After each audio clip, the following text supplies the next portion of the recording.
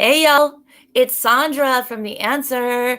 Sorry we're running a few minutes late tonight. It's all me, it's all on me. I want to introduce my guest this evening, and that is White Wolf, and you should be able to see him right there. Welcome. Well, thank you for introducing Welcome. me, Sandra. It's a pleasure to be on The Answer. It's a wonderful page, and also I'm a part of the I Am movement with Morningstar and White Wolf. And what I want to do for the world and what Morningstar would like to do for the world is allowing meditation to truly be not only a lifestyle, but something that you live by, something that allows you to heal, allows you to transcend, and allows you to pave a way not only for others, but allows you to pave a way for your life and to reach your fullest spiritual fulfillment. And because most of the time in life, we get clouded by judgment, we get clouded by thoughts, we get clouded by our emotions. And what do? How can we transcend that? But we have to really tap into our emotions, and we have to tap in to not only our shadow aspects, but our light aspects, our masculine and our feminine qualities, and the things that we are not proud of, but we make our traits that are not most favorable and we make them our gifts.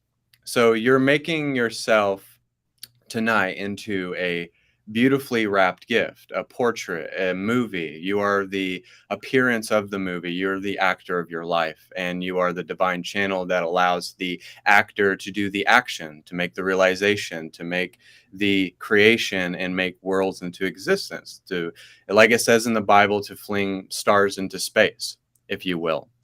So what we're trying to do is make it magical and make it fun and make it free flowing, and to not make spirituality something that is traditional, not based in religion, but just based in who you are. It's just you wearing a nice t-shirt. It's not you wearing a robe or feeling like you have to sit under a bonsai tree for 30 years and wait to be enlightened. But you want it now. You want everything that you want now. It's kind of like that J.G. Wentworth commercial. Like, I need what I want right now, and I want to do what I want, and I want to do living by my full desire. So, how can we be led by desire itself? How can we let the meditation allow us to tap into that transcendence before we ever tap into it again? Because we've already tapped into it, we just don't know because we forgot. So, because of the realm of forgetting, because of the veil of amnesia, because of the way that we have to remember, but then once you do remember, it alives everything inside of you. It kind of pierces the veils of any scope of illusion because it allows you to perk up your chakras. It allows you to awaken, allows you to close your eyes so that you can finally see again. So, I think what we're doing with the meditation tonight is not only allowing you to see through this eye, but allowing you to see through this, allowing you to see through your heart, but also just aligning that with the mind and allowing that to be a cosmic blast of abundance, because everything is created out of you and everything is created out of thin air. And we're not based upon matter or gravity or what my job says about me or what my circumstances say about me or how I feel about my current state of consciousness, because you can change it. You can implement a new way. You can literally change it in a nanosecond if you want it to change. But what happens is a lot of the times with meditations, and why our meditations don't get better, and sometimes we have days where we integrate and are transmuting energy, and we are feeling that denseness and releasing that heaviness of the third dimension. But what we're actually doing within doing that, feeling that heaviness, feeling that condemnation or regret or my emotions, and not following the emotional guidance system, and not feeling like I can subtract this out of my life, or that I can move on from who I am right at this moment, because you're never the same uh, movie. Because sometimes movies can either get better with time, like they can put out the third or the fourth movie, but then sometimes it gets stale and you have to redefine yourself and also reinvent yourself. So it's a constant state of a process of reinvention, of self realization, but also self-reflection, and you are the mirror that reflects everything into your own appearances. So if you're not liking what is being reflected to you within your own perception, because everything is based in the realm of perception itself, because you can't have a perception without wanting to see, because most of the times we have either tunnel vision or we have what I would like to call blinders. So it's either we have tunnel vision and we're willing to see it and we're willing to get past it and we're willing to heal it. And then sometimes it's kind of like the drapes are over our eyes, or we have one of those things that you put on your face so you can sleep better at night. So a lot of times that happens. And when that happens, it gets into a state where you're limiting the metamorphosis. You're limiting the way that you are not getting past your shadow. And I feel like a lot of people are going from a fourth density nature of consciousness, which is love consciousness. It's a universal love that they're tapping into. But now it's being balanced with wisdom. And now that this transcendental love and balance with wisdom, which you could simplify it, is masculine and feminine, which is allowing us to go to a sixth density nature of consciousness where it is truly just us coming into unity. So this is balance, love, and harmony. And it's not disharmony. It's not having a fight with yourself. It's not like Rocky. It's not like the movie Rocky where you're having to fight Apollo Creed anymore. So, but the way that most of the time we have that with our life, we're actually fighting ourselves. It's not necessarily what's going on the outside. It's a little bit about what's going out on the outside, the war within light and dark. But it's also just the war that's going on within ourselves. There's anarchy going on with ourselves. So how do we get that anarchy out of ourselves? Or sometimes it's kind of like when a person is always negative towards themselves. I'm going to use myself as an example. I used to be negative towards myself, very pessimistic towards myself. And I would almost get to the point where it would feel so painful to be so pessimistic about myself, like I'm not worthy, I'm not this, or people tell me that you are so stupid, you'll never get back. And then you identify with that. So how do you break the identification of being a body and letting go of the body and embracing the soul, which is the light body that comes as the higher self? And sometimes our higher self is, I've been told in the past, was like standing above us and waiting on us to wake up. And it's like, it shows us, it offers us reflections, it offers us entities, other entities that we interact with to learn, engage, and understand. But then it's like we have this new paradigm, this new reality, this new self-realization, the new things that we're acting on. And it's allowing us to not only breach another density of consciousness, but another reality and another illusion that we're experiencing. But this illusion is more profound and more real and more understood of its God nature than it was before. So now I know that's a mouthful, but I wanted to give this little excerpt to where when you're doing the meditation, I want you to think about your life, and I want you to think about your growth, and I want you to think about the things that truly make you feel happy, not only within yourself, but within the outer world. How do you want the outer world to change? How do you want your reality to change? How do you know that you are the manifestation of life and you're the flower of life, but you are the manifestation of all these parallel realities happening simultaneously? And what we're doing, a lot of the times we don't realize that there's 12 aspects of ourselves, the monad, the I am presence. So the I am presence is 12 aspects of energy signatures, other chakras, other galactic chakras, but you're tapping in to all of your aspects all at once. So everything is happening everywhere all at once. So how could you not be feeling the whole weight of the world on your shoulders, right? How could you not be feeling lack, or how could you not be feeling like you're at war because maybe another version of yourself is at war, or maybe you're feeling another lifetime, or maybe there's some part of your past that is trying to come in and make you feel like you're in a box. But the divine doesn't leave us there. The divine does not leave us there, and it works with us and it's fair, but sometimes it feels like it's a hard lesson, or it feels like it's very rough or very contentious, and you feel like you can't get past it, or you feel like you can't get ahead, or you feel like that I can't really get into that state, or because someone else is doing better than me, then they're a bad person. And then you start pointing the finger, and then you realize as many times as you're pointing the finger at anybody else, at any situation, at any circumstance, immediately it comes back. And it's kind of like you got to read between the lines. But now you're tapping into cosmic ley lines. And I'm going to kind of end with this, but I wanted to make this opening because I feel like we need a discussion before we get into meditation, because we have to understand, like, okay, what are we meditating upon?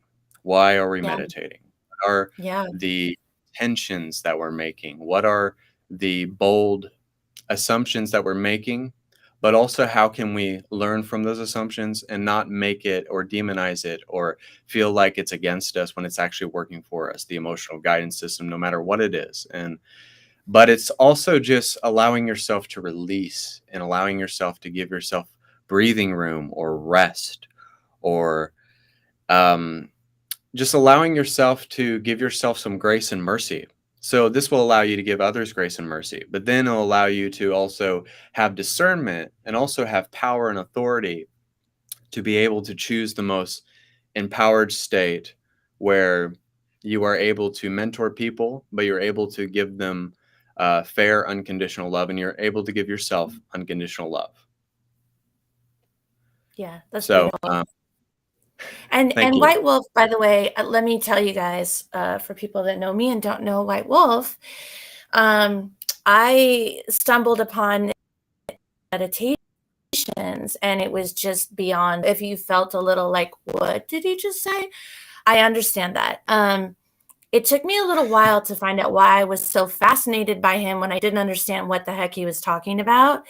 And what my take on it is, and he may agree or disagree, but White Wolf is part of a generation that are just coming through now, and he's kind of like at the forefront of this newly ascended person that is just kind of like already there. I don't know how to really explain this better than this. I'm in this process of ascension, as most of us are. When I listen to someone like White Wolf speak, like it's a lot, right? It's a lot. It's almost like I need to be taking notes, like I'm talking, listening to a professor in a lecture. But he understands, and you ever feel like, gosh, it's a lot, and it's like way too advanced for me. Yeah, I was there. It did help by starting to watch his meditations. I started to understand and felt like the fog was clearing a little bit. But I was super excited to have him on with you guys, and I am going to share this out right now because I haven't even shared it yet. And everything he just said, people aren't going to know, but we are going to go into a meditation in a moment. And I was just going to ask White Wolf if he doesn't mind. I actually have done private sessions or readings with him because I love the meditations, and I donate, and his donation link is at the bottom if you enjoy this meditation, which I'm sure you will. Um, and that's amazing. But I felt like I needed to have some sort of feedback on what I was feeling and what I was experiencing in the meditations were so life altering that I was like, I gotta have some confirmation. Am I on the right path? Does this sound right? Or am I crazy? And so I did a reading. Doesn't mean other people contact him for that. So I was going to ask you, White Wolf, while I share out this really quick and get some people on here before we go into the meditation, if you could just if you feel like it, I don't want to like your private clients, but or how you like.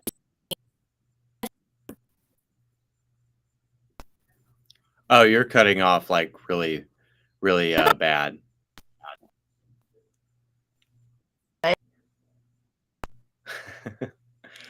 It's okay. Technical difficulties for a little bit.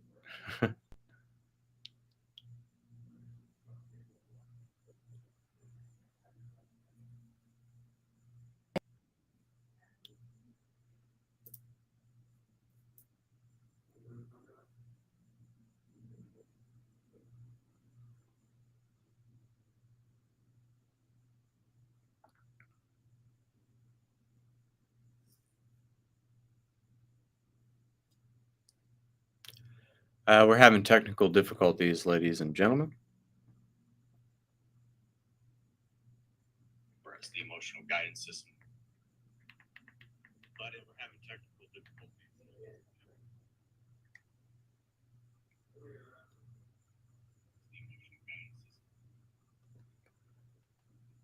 Okay. Oh, she is not there. Oh my. So, yeah, we're having technical difficulties on the answer right now, and I don't know if she is going to come back.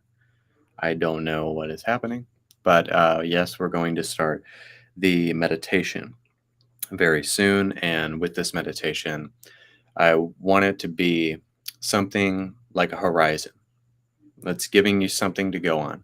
And also just know that me and Morningstar, we're running private sessions as well. I'm with the I Am Movement. It's been a page I've been a part of with my girlfriend for quite some time now. So thank you guys.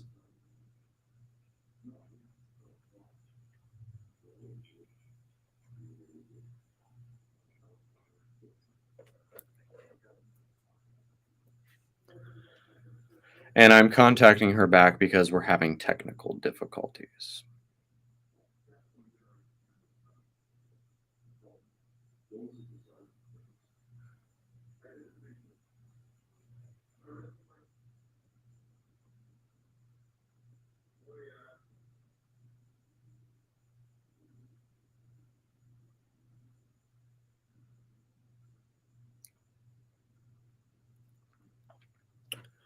Okay, she is going to end the live, and we're going to be coming back to this live feed. So everything's good on my end, but apparently not on hers.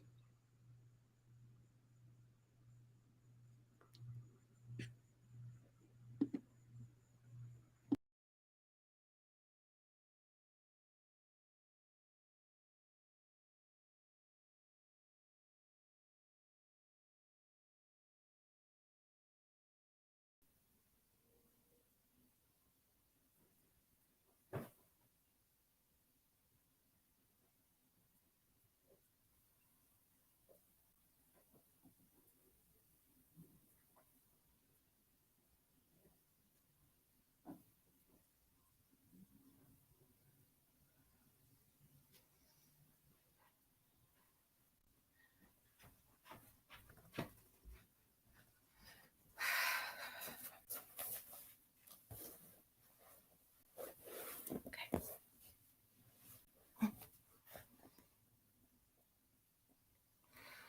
So let me go back.